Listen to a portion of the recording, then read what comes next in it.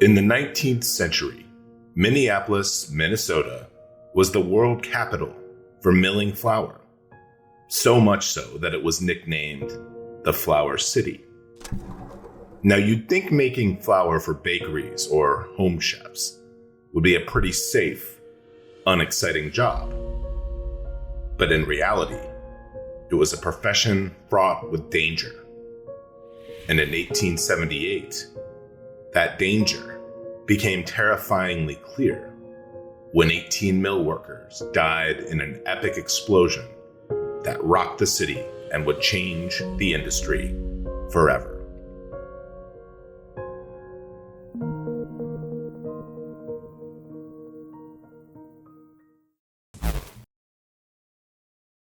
The Washburn A Mill was the crown jewel of the city's milling industry. Looming 7 stories high along the banks of the Mississippi River. Compared to other mills, it was the biggest industrial building in Minneapolis and the largest flour mill in the world, grinding out 2,000 barrels of flour every day. That's enough flour to make 12 million loaves of bread each year. The mill had just opened in 1874 and was one of the city's largest employers, with a daytime crew of 200 men.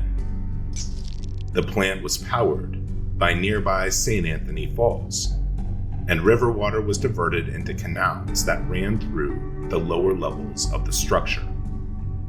The work was steady but dangerous, especially in the days before safety regulation.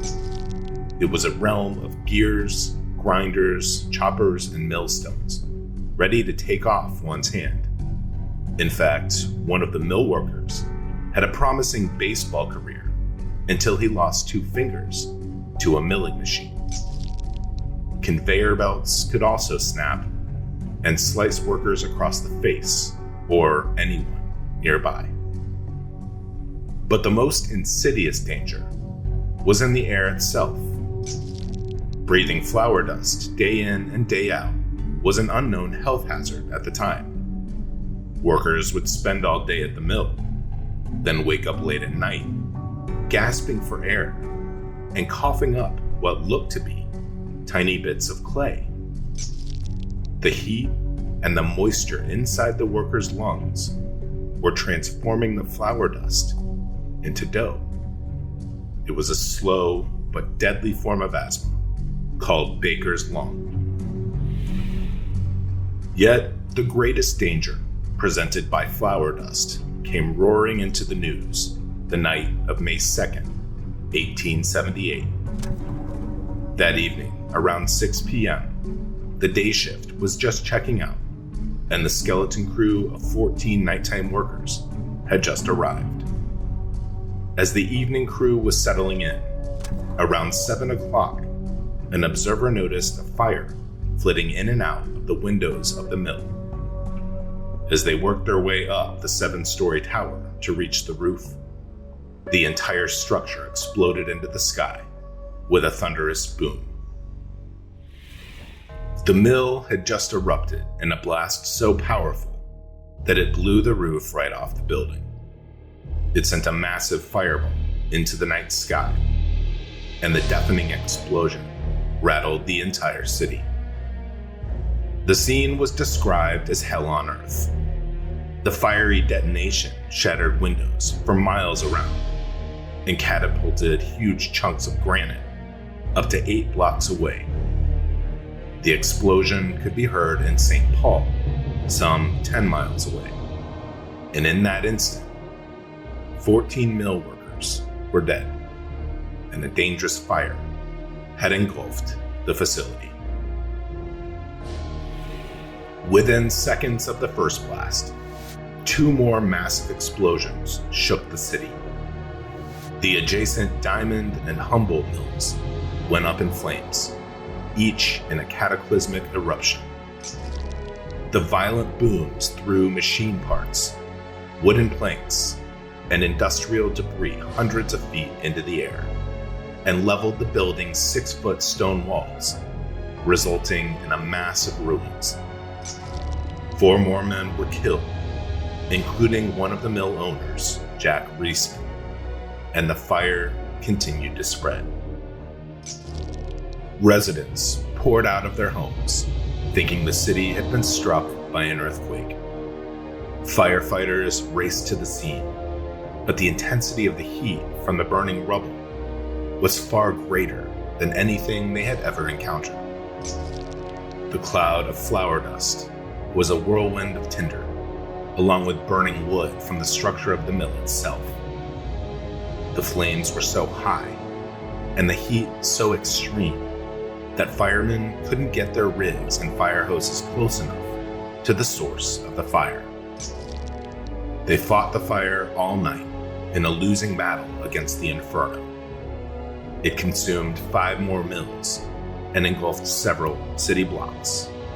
There was a real fear that the night winds could carry the fire across the rest of the town. By the next morning, the scene had been reduced to embers and black smoke, and immediately rumors spread about the cause of the disaster. One posited that a railroad car loaded with nitroglycerin had exploded. An Indiana milling executive speculated that river water from the Mississippi had decomposed, producing flammable gas that ignited the flour mill. Later, the New York Times wrongly reported that the explosion was due to gases created in the milling process. However, an official inquest revealed that the cause of the disaster was flour dust. The mill's atmosphere was saturated with tiny particles of dry, flammable grain, creating a building-sized powder keg.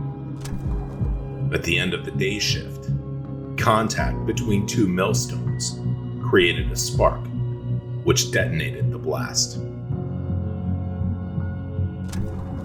Nearly half the milling capacity of Minneapolis was destroyed in an instant. The city had just passed St. Louis and Buffalo as the leading flour producer. The local industry was destroyed, along with hundreds of jobs.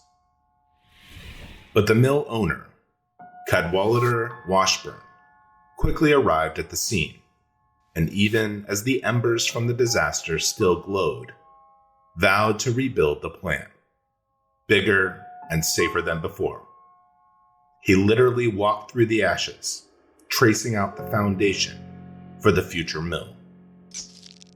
Washburn also took an interest in the families of the lost mill workers and set up a children's aid foundation that operates to this day. He also introduced safety innovations like dust collectors and improved ventilation for the new plant, which changed the industry and inspired a wave of new safety regulation. Just 2 years later, in 1880, a new mill opened on the site of the original. It was part of an economic boom in Minneapolis at the time, and it was a leading flour producer until it finally closed in 1965. But this isn't the end of the Washburn Mill story. For future generations, the ruins of the city's Washburn Mill were a monument to the city's past.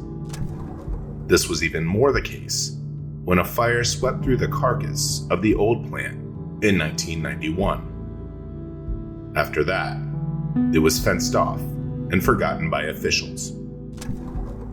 But the abandoned concrete high-rise was a canvas to young graffiti artists who would routinely hang out in the bleak structure and cover its walls with brilliant street art. The place was such a draw that the artwork changed almost on a weekly basis. Artists would create their masterpieces while swapping creepy stories about the people who explored the building and fell into the underground canals. By the mid-2000s, half the abandoned property had been converted into luxury apartments. A few years later, the other half was turned into a museum dedicated to the legendary flour mill that used to stand there. Visitors can even ride the Flower Tower elevator for a history lesson about the mill. The ride experience even includes a shocking boom that simulates the deadly explosion of 1878. A few miles outside of town lies a memorial to the men who died that day in Minneapolis's Lakewood Cemetery, and the graffiti art back at the site still remains beneath the repurposed constructions of the hotel and the museum. With so much development in recent years, there's no telling what the next life for this legendary mill will entail. My name is Scott, and thank you so much for watching. We're a group of curious and passionate humans, creating documentary-style content for those who share our curiosity, ask questions, and seek to dig deeper in a world where almost everything isn't quite what it seems. We are Mystery Syndicate. If you like what we do, please consider subscribing to our YouTube channel, leave a comment, and give this video a like. And to be notified when we post new videos, hit that notification bell. Also, check us out on Facebook, Instagram, Twitter, TikTok, and for exclusive merchandise and our blog, visit our website at www.mysterysyndicate.com. For those that wish to support our channel, please visit Mystery Syndicate on Patreon. We have a variety of new patron tiers with tons of great benefits. If you want to see your name on a future video, be sure to check it out. From all of us at Mystery Syndicate, thank you again. We sincerely appreciate your support.